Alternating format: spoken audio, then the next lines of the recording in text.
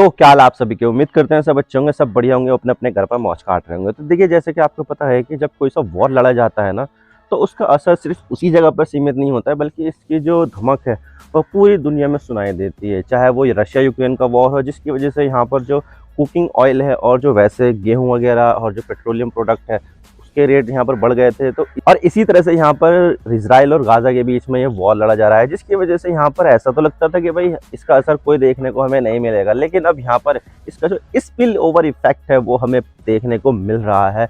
और देखा जाए तो यहाँ पर इसका जो फायदा उठाया जा रहा है वो हूती रेबल्स के जरिए उठाया जा रहा है। यमन का आपने सुना होगा कि हूती रेबल्स यहाँ पर रेड सी में काफ़ी ज़्यादा अटैक कर रहा है और यहाँ पर जो जितने भी कमर्शियल शिप्स है उसके ऊपर यहाँ पर हमला कर रहा है, और लगातार यहाँ पर हमले हमें देखने को मिल रहे हैं।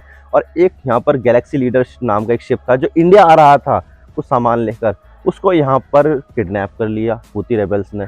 और इसी वजह से यहाँ पर ये देखा जा रहा है कि भाई यहाँ पर जितने भी अब बहुत सारी जो शिपिंग जायंट है, बहुत सारी जो कंपनियां हैं, उन्होंने यहाँ पर अपना जो शिपिंग है वो यहाँ पर रेड सी से ना होते हुए केप ऑफ गुड होप जो साउथ अफ्रीका के जरिए जो रास्ता जाता है उसके ज़रिए यहाँ पर कर दिया है। जिससे यहाँ पे क्या होगा, ट्रांजिट टाइम बढ़ जाएगा, यहाँ पर पैसा यहाँ पर ज़्यादा खर्च होगा और जो डिले होगा शिपमेंट में वो अलग। तो यहाँ पर बहुत ज़्यादा नुकसान देखने को मिलेगा, और ना सिर्फ यहाँ पर किसी एक देश को यहाँ पर नुकसान होगा, बल्कि यहाँ पर बहुत सारे देशों को नुकसान होगा।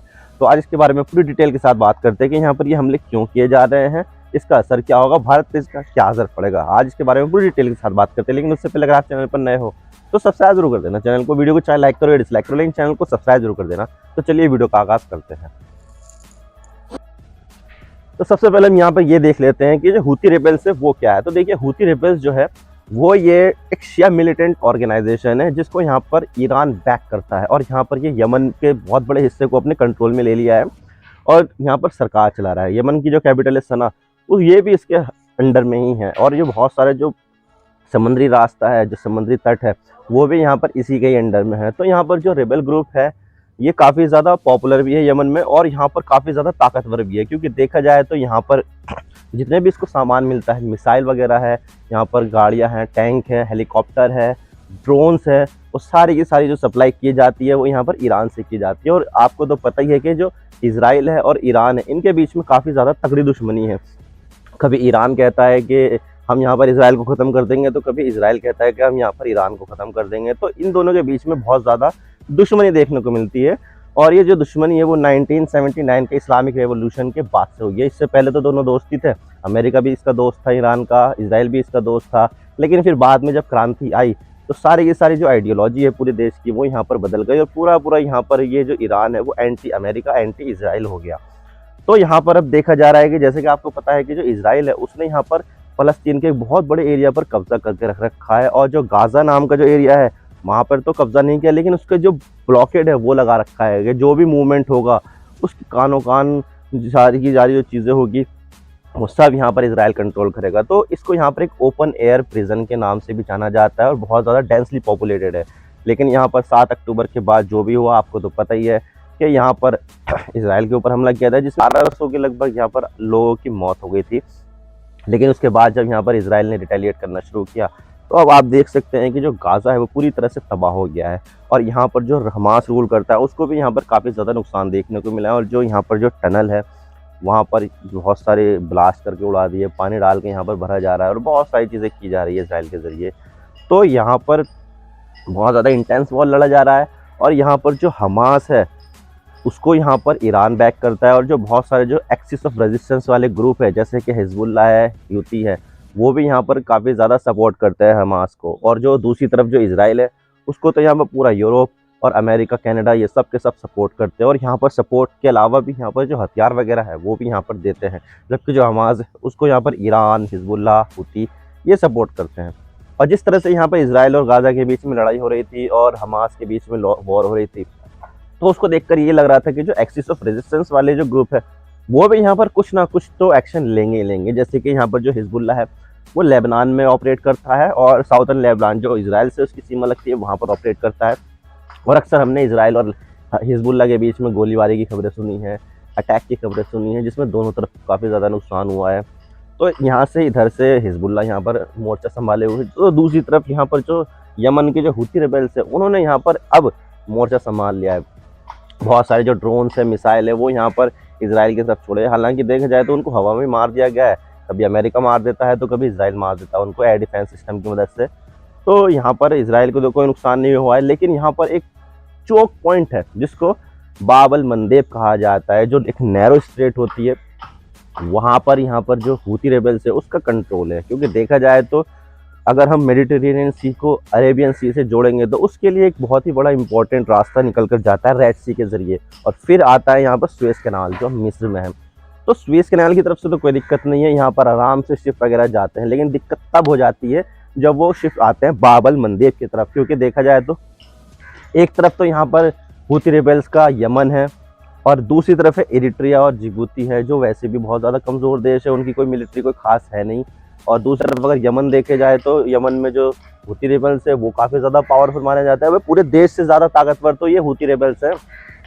और ये जो बाब अल मंदेब का जो स्ट्रेट है वो लगभग 20 माइल चौड़ा है, यानी कि लगभग मान के चलिए 30-32 किलोमीटर यहाँ पर ये चौड़ा रास्ता है, जिसको कंट्रोल करना काफ़ी ज़्यादा आसान है हूती रेबल्स के ज़रिए, क्योंकि ज़्यादा यहाँ पर रिसोर्सेज लगाने की ज़रूरत नहीं है।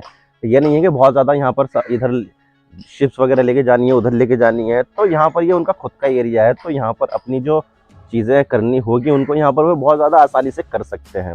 और यहाँ पर एशिया और यूरोप के बीच में जो भी सबसे ज़्यादा जो व्यापार किया जाता है वो सारा का सारा यहाँ पर रेड सी के ज़रिए किया जाता है, शिपिंग के ज़रिए। क्योंकि तो आपको तो पता ही है कि सबसे जो सस्ता शिपिंग करने का जो माध्यम है वो शिप के ज़रिए, ये पानी के ज़रिए है, क्योंकि वहाँ पर फ्रिक्शन इतना नहीं होता, तो वहाँ पर फ्यूल की बचत होती है। भले से यहाँ पर समय ज़्यादा लग जाए, लेकिन यहाँ पर जो इकोनॉमिक वायबल सॉल्यूशन है वो यहाँ पर शिपिंग के ज़रिए ही है। तो जो रास्ता जाता है बाब अल मंदेब वो यमन के रास्ते से होके जाता है, तो यमन में है हूती रेबल्स, तो ये इनका पूरा फ़ायदा उठाते हैं।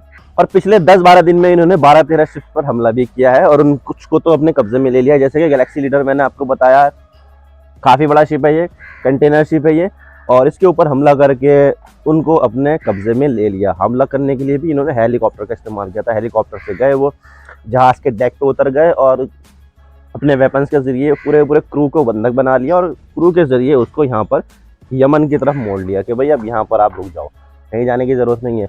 और उस पर 25 क्रू मेंबर थे, उनको भी पर अपने कब्जे में ले लिया। अब देखिए ये जो शिपिंग लेन है रेड सी वाली, ये व्यापार के ज़रिए बहुत ही ज़्यादा इम्पोर्टेंट है। क्योंकि देखा जाए तो अगर हम केप ऑफ गुड होप जो दूसरा रास्ता है ना, उससे यहाँ पर लगभग 8000 किलोमीटर एक्स्ट्रा यहाँ पर जर्नी करनी पड़ती है, और 2-3 महीने और ज़्यादा, 2-3 तो नहीं ज़्यादा कह दिया मैंने, 1-8 महीने आप मान के चलिए कि 1 महीना यहाँ पर एक्स्ट्रा ट्रैवल करना पड़ता है, उसका खर्चा अलग, जो एक्स्ट्रा ट्रैवल करने में जो फ्यूल लगेगा उसका खर्चा अलग, और जो शिपिंग डिले होगा वो यहाँ पर अलग होगा, और जो सामान खराब होने की जो चांसेस है वो यहाँ पर ज़्यादा होगी।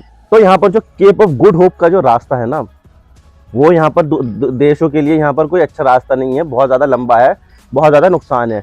तो इसीलिए जो ज़्यादातर जो देश है वो यहाँ पर रेड सी वाला, सुएज़ नहर वाला जो रास्ता है वो यहाँ पर अपनाते हैं, और यहाँ पर अपना सामान इधर उधर पहुँचाते हैं। तो ये काफ़ी ज़्यादा इंपॉर्टेंट है। और उसके चौक पॉइंट पर बैठा है यमन। अब देखिए यमन जो है वो गाज़ा वॉर से बहुत ज़्यादा नाराज़ है, क्योंकि इनकी जो सिंपैथी है वो फ़लस्तीनियों के साथ है, गाज़ा के लोगों के साथ है।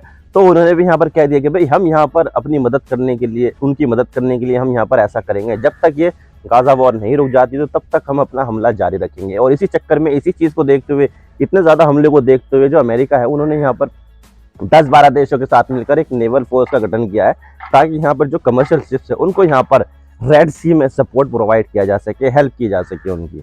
और ये जो हूती रेबल्स है उनको यहाँ पर सारा का सारा सपोर्ट मिल रहा है ईरान से। और ईरान की और इजराइल की दुश्मनी तो आपको पता ही है कि वो हर एक मौका अपनाना चाहते हैं, हर एक मौका भुनाना चाहते हैं जिसमें यहाँ पर इजराइल को नुकसान पहुँचाया जा सके।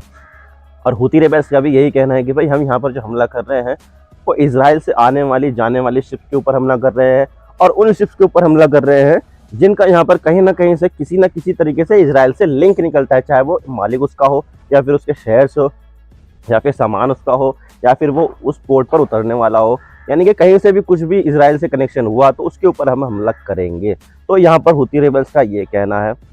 लेकिन इसी चक्कर में यहाँ पर बहुत सारी जो शिपिंग कंपनियां हैं, जैसे कि डेनमार्क की मायर्स है, और CMA कंपनी है फ्रांस की, और बहुत सारी जो दूसरी शिपिंग कंपनियां हैं, उन्होंने यहाँ पर अपना जो रूट है वो डाइवर्ट करना शुरू कर दिया है कि भाई हम यहाँ पर, हमारे ऊपर हमले हो रहे हैं, सुरक्षा कोई नहीं है। तो इसी वजह से हम यहाँ पर जो अपना सामान है वो रेड सी से ना होकर किसी दूसरे अल्टरनेट रास्ते से, जैसे कि मैंने आपको बताया जो साउथ अफ्रीका में जो केप ऑफ गुड होप वाला रास्ता है, वहां से वो शिप ट्रांसफर कर सकते हैं और कर भी रहे हैं वो। और इस चीज़ से यहाँ पर इंडिया को भी काफ़ी ज़्यादा तगड़ा नुकसान होने वाला है, क्योंकि देखा जाए तो आपको तो पता ही है कि भारत के जो एक्सपोर्ट है वो लगातार बढ़ते ही जा रहे हैं, बढ़ते ही जा रहे हैं। और जो टेंजिबल आइटम है उसको एक्सपोर्ट करने के लिए यहाँ पर जो शिपिंग रास्ता है, जो रास्ता है जिससे जहाँ से शिप वगैरह जाते हैं, उसका यहाँ पर क्लियर होना बहुत ही ज़्यादा ज़रूरी है। वरना तो हमारे यहाँ पर जो एक्सपोर्ट है वो रुक जाएंगे, क्योंकि हमारे जो सामान है वो यूरोप में, अमेरिका, कनाडा में, लैटिन अमेरिका में बहुत ज़्यादा संख्या में जाते हैं। तो अगर इस तरह से अगर हमारा सामान का एक्सपोर्ट रुक जाएगा तो इससे भारत की जो अर्थव्यवस्था है उसको भी यहाँ पर काफ़ी ज़्यादा तगड़ा नुकसान होगा। और इसी वजह से भारत ने भी अपने जो 2 वॉरशिप है उसको यहाँ पर रेड सी की तरफ भेजा है कि जाओ यहाँ पर देखो, और हमारे जितने भी कमर्शियल शिप्स वगैरह है उनको यहाँ पर सुरक्षा प्रोवाइड करो। और इसके अलावा उस तरफ जो है सोमालिया वगैरह भी आते हैं। तो सोमालिया के डाकू तो आपको पता ही है कि सोमालिया के जो समुद्री लुटेरे हैं वो बहुत ज़्यादा खतरनाक है। तो एक वो वजह भी हो सकती है जिससे समुद्री लुटेरों से जो सुरक्षित मिले कर ही सके, साथ में यहाँ पर जो हूती रिबेल्स है उससे भी अपने जहाज़ों की सुरक्षा कर सकें। तो अब देखते हैं आगे क्या होता है। वैसे देखा जाए तो इन सब इंसिडेंट की वजह से यहाँ पर बहुत सारी शिपिंग कंपनी ने अपना शिपमेंट जो है वो डाइवर्ट कर दिया है, किसी दूसरे रास्ते से पहुंचा रहे हैं, जिससे बहुत ज़्यादा डिले हो रहा है, नुकसान बहुत ज़्यादा हो रहा है। तो आप इसके बारे में क्या सोचते हैं, आप हमें कमेंट सेक्शन में बताइए कि क्या ये जो लड़ाई है वो कब तक रुक जाएगी और इसके लिए यहाँ पर क्या करना होगा। कमेंट सेक्शन में हमें ज़रूर बताइएगा। आई होप आपको सारी बातें समझ में आ गई होगी। अगर वीडियो थोड़ी सी पसंद आए तो लाइक कर देना, वरना डिसलाइक कर देना, लेकिन चैनल को सब्सक्राइब जरूर कर देना। आपके एक सब्सक्रिप्शन से हमें आगे कंटेंट बनाने की मोटिवेशन मिलती है।